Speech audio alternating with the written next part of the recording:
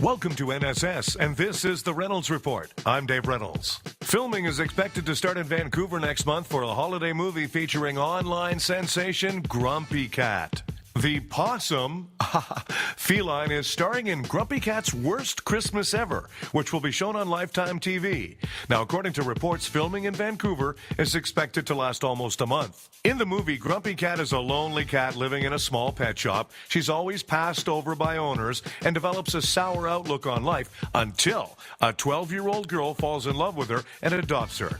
The girl discovers that she's the only person who can hear Grumpy Cat talk. During the holiday rush, Grumpy Cat thwarts the kidnapping of an expensive dog she can't stand and rescues the girl who loves her after the mall closes on Christmas Eve. Of course it does.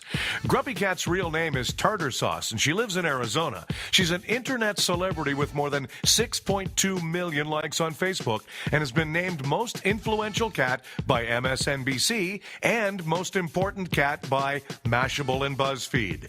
Attention-aspiring actors and actresses who are really working hard on your craft, I just saw Grumpy Cat in a Cheerios commercial. And you know, somewhere out there's a jazz musician named Grumpy Cat who's finally getting some gigs. Hey, Orlando Bloom and Justin Bieber reportedly got into a brawl at a bar in Ibiza early Wednesday.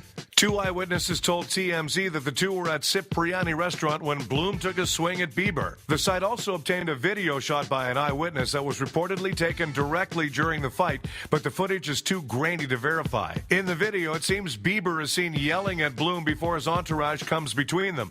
According to eyewitnesses, the crowd applauded when the 20-year-old Bieber left the restaurant. Hey, Orlando, didn't your mom teach you anything? You're not supposed to hit girls. A new study finds that you can cut your risk of cardiovascular disease by running even a few minutes a day. Does it count if I'm running after the ice cream truck? The latest report says at least 1 out of every 3 Americans has been reported to a collection agency for overdue payments. Curse that Pajama of the Month Club Easy Enrollment Plan. Okay, the online dating firm OkCupid admits that for years it has experimented with manipulating people's profiles and matches. For example, they would tell people that they were a 90% match when they were actually only a 30% match. Finally, a reasonable explanation on how Katie Holmes and Tom Cruise got together. A team of astronomers at Harvard says that we should try a new approach to looking for signs of alien life. Look for indications of industrial air pollution. In other words, we should look for an alien species as dumb and greedy as we are. 9 months after the federal government shutdown for 2 weeks in the U.S., there's been a baby boom at D.C. area hospitals. Many of the parents are remembering the occasion by fondly naming their babies Furlough, Cabin Fever, and Bored. Hey, the New York Post is reporting that Beyonce is looking for her own apartment. Uh-oh.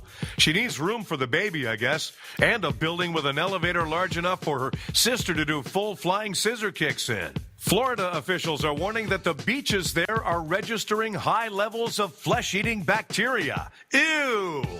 By the way, the bacteria isn't originally from Florida, but it retired there. The CDC, that's the Center for Disease Control, reports that years of data is now showing that contaminated vegetables make more people sick than tainted meat. That sound you hear right now is kids everywhere who have science to thank for no longer having to eat everything on their plate. Temple University announced that it's no longer interested in SAT scores for admission. However, it is keeping the weightlifting requirement. A family out for a hike found a dog missing more than 3 weeks in the woods. The hikers found the weak and hungry bull mastiff in steep terrain on Saturday. They hiked out to call the sheriff's office, then hiked back to stay with the dog. Rescuers made contact with the family at about 3 a.m. The dog, after snacking on granola bars and some dog food, was sleeping comfortably in a sleeping bag provided by the family. The team decided that due to the difficult terrain, they would wait until daylight to attempt the rescue of Madison. At about 6:30 a.m. Sunday, a group began the process of helping the dog out. This included a climb over and back down a steep rock face and several hundred yards of travel in a creek. Later Sunday morning, Madison was reunited after 22 days with her owners. And a quick historical footnote for you. The crew of the Enola Gay bomber that dropped an atomic bomb on Hiroshima is now only in the history books. The last surviving member, navigator Theodore Dutch Van Kirk, has died in an Atlanta Atlanta retirement home at the age of 93. Van Kirk was just 24 years old when he helped direct the Little Boy bomb onto Hiroshima, Japan on August 6, 1945. Though it killed 140,000 people, Van Kirk said years later that he felt the bomb was necessary to defeat Japan in the Second World War. He also told the Associated Press in 2005 that he wished nuclear weapons would be abolished. Hear, hear. Hey, thanks for checking us out today. A reminder that the new movie from director and actor Frank D'Angelo, The Big Fat Stone, is coming to a theater near you. I highly recommend it.